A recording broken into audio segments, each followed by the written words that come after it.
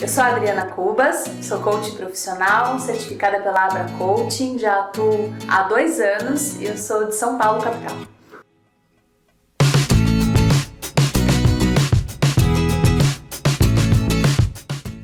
Olha, é muito interessante essa pergunta, porque eu descobri a minha vocação como coach sendo cliente de coaching. Foi uma história bem interessante, porque eu trabalho com treinamento e desenvolvimento também, né? Tenho essa experiência nessa área. E aí eu cheguei num momento que eu tava meio perdida profissionalmente, meu irmão me indicou a coach dele, e aí quando eu comecei a fazer o processo, falei, meu Deus, existe uma profissão que ajuda as pessoas a pensarem melhor, a realmente criar estratégias para conseguir aquilo que elas desejam. Eu achei incrível, eu falei até para minha coach em questão, falei, olha, você não me leva mal, mas eu gostei tanto que eu quero ser coach. Qual seria a função do coach? O coach, ele é um profissional que ele é como se fosse um estrategista, digamos assim. Porque o coaching, ele não é psicólogo, ele não é terapeuta, ele não é consultor, ele não é mentor, ele não é aconselhador. Ele não é nada disso, ele é um profissional à parte, ele é um treinador. Né? Então ele vai treinar aquela pessoa, ele vai ajudar aquela pessoa a ter uma visão mais estratégica, a entender quais são as metas e os obstáculos que ele tem que superar, né? Principalmente entender o que está impedindo dele alcançar a meta, né? Vendo pela visão de empresa, né? A empresa quer resultado, a empresa quer meta. Então o coach ele ajuda a esse profissional a ter uma alta performance de resultado. Fazendo uma alusão também lúdica, eu gosto muito de exemplos lúdicos porque eu acho que isso faz com que humanize também o coach, não vê o coach como um profissional inatingível. É como um técnico de futebol, por exemplo. O técnico de futebol ele não pode jogar a partida pelo jogador, mas ele entende o talento e o potencial daquele jogador e vai fazer esse treinamento para que o jogador entre em campo e ganhe de goleada. Então o coach ele é um profissional que trabalha a alta performance e atingimento de resultados do profissional, mas também serve para a vida, para que a pessoa entenda, né, quais são os obstáculos que às vezes ela mesma se coloca. Então, digamos que ele faz a pessoa pensar diferente, é como se fosse um treinamento mental, que a pessoa consegue enxergar as coisas de uma maneira mais estratégica.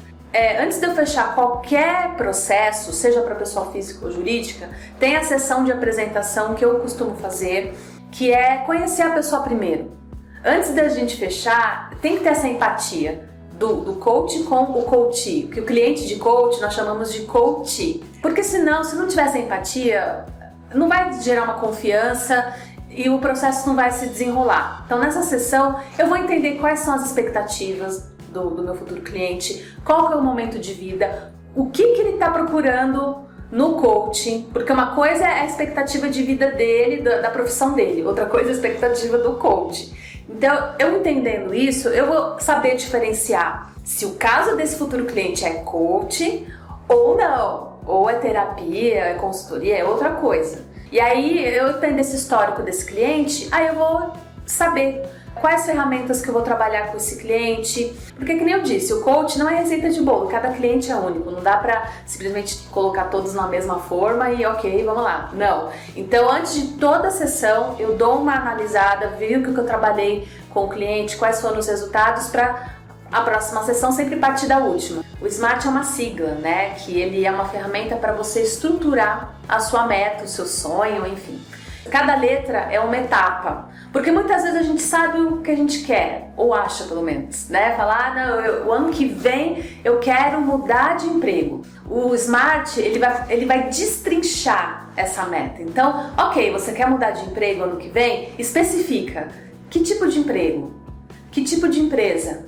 Aqui em São Paulo? Fora de São Paulo? Quanto que você quer ganhar? Qual a carga horária que você quer trabalhar? Então, ele vai especificando. Quanto mais específico for, melhor. A gente já vai concretizando nessa etapa da especificação, que é o S do SMART. Aí depois tem a parte de mensurar essa meta, que é o M do SMART. O que precisa acontecer para que eu entenda que eu estou chegando lá? Então, essa parte de mensurar esses resultados.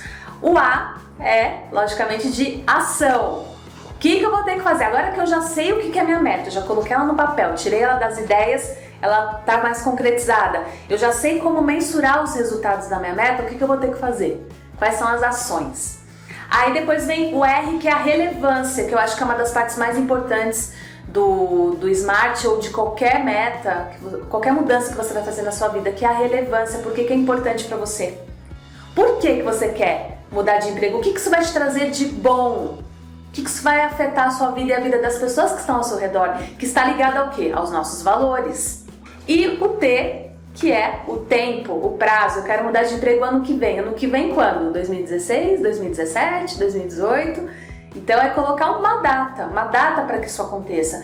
Então, dando um exemplo, né, de como que o coaching trabalha, eu acho que o SMART é uma ferramenta que é incrível tanto para o pessoal como para o profissional, porque dá clareza para o cliente de quais são as etapas que devem ser feitas, né? Muitas pessoas acham que, nossa, então quer dizer que para eu ser coaching executivo, eu fazer coaching com diretores de empresa, eu tenho que ter sido diretor de empresa? Não necessariamente, mas é óbvio que é fundamental você ter tido uma vivência, sim, corporativa na sua vida, de você ter trabalhado, de você ter tido uma convivência, né, com diversas áreas, ter conhecimentos de gestão de pessoa, ter conhecimentos de cultura organizacional. Isso é importante porque cada empresa é uma cultura diferente, é um pensamento diferente. Você ter isso em mente, você ter essa sensibilidade, né? Porque de repente uma empresa tem uma cultura mais livre, outra tem uma hierarquia mais rígida e você tem que saber se adaptar, tem que saber adaptar a linguagem, né? E o coaching pessoal também. Se você é muito novinho, muito novinha, tem vontade de ser coaching, vai adquirindo um pouco mais de experiência, não só profissional, mas pessoal também, experiência de vida, maturidade, para que você também possa enxergar a dor do outro, ter essa empatia, porque uma das coisas importantes no coach, profissional de coach também, é a empatia. Isso acho que é essencial. Então, enquanto você não tem essa vivência, não só pessoal como corporativa, o trabalho vai ficar sempre incompleto, né? Aí acaba não sendo uma boa ideia. Muitas pessoas me procuram perguntando, né? Mas eu tenho que ser psicólogo para ser coach? Acho que essa é uma das perguntas que eu mais ouço. Não precisa ser psicólogo para ser coach. Na verdade, o coach é uma coisa, a graduação é outra, né? Ainda não existe uma graduação de coach, mas existe a certificação de coach, né? Que tem vários institutos de coach aqui no Brasil, muito respeitados, né? O mais importante você quer ser coach? Pesquisa e veja se essas instituições elas têm a certificação internacional, órgãos reguladores de coach. Isso é muito importante, porque o coach ele tem mais de 40 anos no mundo, ele começou na década de 70. Aqui no Brasil, que ainda é um pouco mais recente, né? Não tem ainda um órgão regulatório aqui no Brasil, né? Brasileiro, nacional, mas tem os internacionais que regem, né, as outras instituições mundiais. Então, por exemplo, a formação que eu fiz, ela tem, né, o reconhecimento pela Behavioral Coach Institute, que é a BCI, e tem a ICF, né, que é um grande órgão regulatório que as principais escolas de coach, né, que dão a certificação são certificadas por esse órgão. Então é essencial para quem quer ser coach, procure escolas sérias. Eu elencaria as seguintes, né, competências. Primeiro, escutativa. O coach ele tem que saber ouvir, tem que saber escutar, tem que escutar mais do que falar, né, para exatamente entender a dor do outro, o que está passando, né, o que está acontecendo, para ter esse entendimento. Outra característica é a empatia. Eu acho que é fundamental o profissional de coach ter empatia, saber se colocar no lugar do outro. Porque senão, como é que você vai entender o universo daquela pessoa?